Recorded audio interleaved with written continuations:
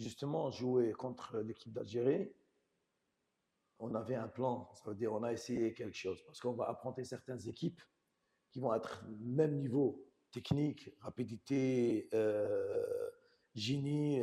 Il y a pas mal de similitudes avec certains joueurs qu'on va rencontrer. Donc on a essayé certains schémas dans l'équipe, passer à une défense à 3, après passer à 4. On a essayé de pas mal de choses. Première mi-temps, une assise défensive, parce qu'avant de commencer à bâtir, il faut avoir une fondation. Donc si tu n'as pas une défense solide, tu ne peux pas avoir le reste qui vient. Donc on a essayé, première mi-temps, on a joué avec un principe de jeu bien déterminé. Et la deuxième mi-temps, on a changé avec un principe plus offensif. Donc c'était un choix. Donc c'est un entraînement, c'est un entraînement au match qu'on va avoir, dans la situation qu'on va rencontrer dans le futur. Euh, Travailler aussi sur la confiance, jouer contre des équipes à ce niveau-là, ça veut dire donner la chance aux joueurs de se mesurer, d'affronter des joueurs de certains niveaux qu'ils ont à la classe mondiale, qui jouent dans des grands clubs européens, d'enlever le complexe à nos joueurs. N'oublie pas qu'on a des joueurs locaux.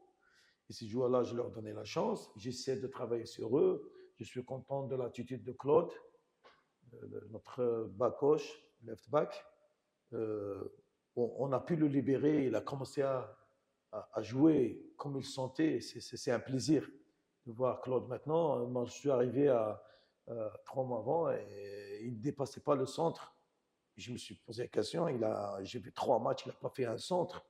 Une fois, dans 3 matchs, il a fait un centre. J'ai eu une discussion avec lui. Je dis, Claude, je te connaissais avant, quelqu'un qui aime jouer, tu apportes un plus. Libère-toi, vas-y, il n'y a personne qui va crier sur toi. Au contraire, on est là pour te soutenir.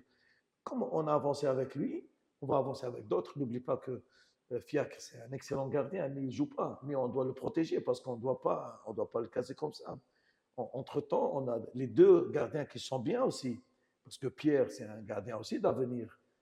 Clément qu'on a avec lui en Norvège, c'est un excellent gardien. Donc, ce qui fait, on ne travaille pas étape. On ne peut pas tout changer. Donc, on y va doucement. Et dans ce match-là, l'équipe première s'est enlevée ce complexe pour faire montrer que nous, on peut faire. Et on a montré certaines choses qu'on arrive à jouer au football, à développer notre football. Parce que là, on va mettre l'ADN du football rwandais, on va le mettre en place. Et c'est celui-là, c'est pour le faire. Ça veut dire un jeu collectif, un jeu qui est basé sur l'intelligence collective, c'est basé sur des mouvements, habilité, transition, avec plus d'agressivité. Il y a certains joueurs qui n'ont pas pu s'adapter directement. Le championnat local, ce n'est pas le championnat international. Je ne suis pas cité de nom, c'est entre moi et mes joueurs, je vais régler ça avec eux, mais il y a certains joueurs, c'est pas le niveau, c'est pas le niveau. Donc, ils sont à quelques centimètres de regagner le championnat local, ils ne pourront pas revenir parce que là où je demande, il faut aller, il faut aller, il faut être solide ici. Voilà. Donc, c'est pour ça que je dis. Et le deuxième match, pour revenir à votre question, le deuxième match, c'est des joueurs, ils ont fait toutes leurs sélections en équipe nationale, c'est la réservoir de l'équipe première, mais c'est des joueurs qui sont professionnels, qui ont des salaires faramineux, qui jouent à un très très très bon niveau, qui jouent à la Champions League, qui jouent des joueurs moi je les connais presque tous.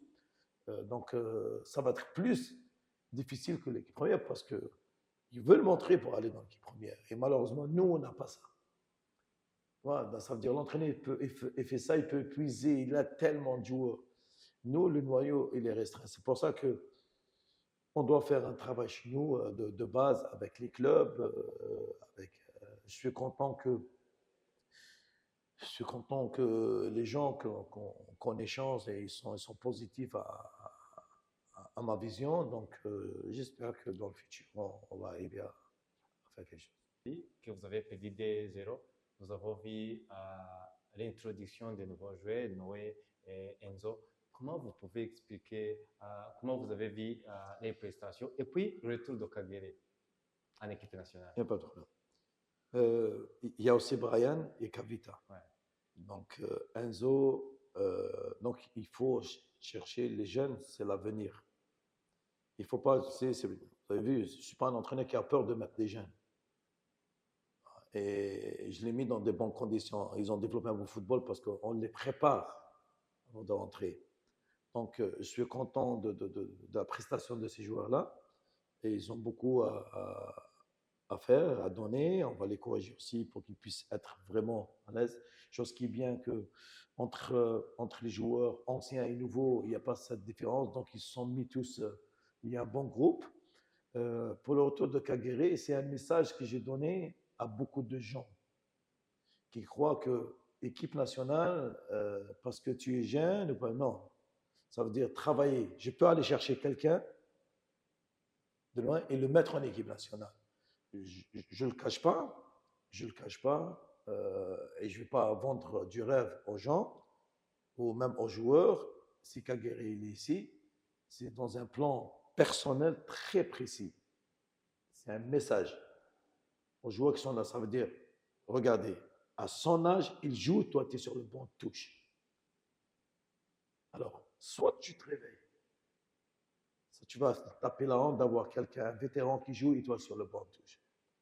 Et j'apprécie aussi Kagere me dit, parce que c'est quelqu'un de très positif, quelqu'un qui est très utile dans un groupe avec ses conseils, avec sa positivité, avec son expérience aussi, il parle aux autres.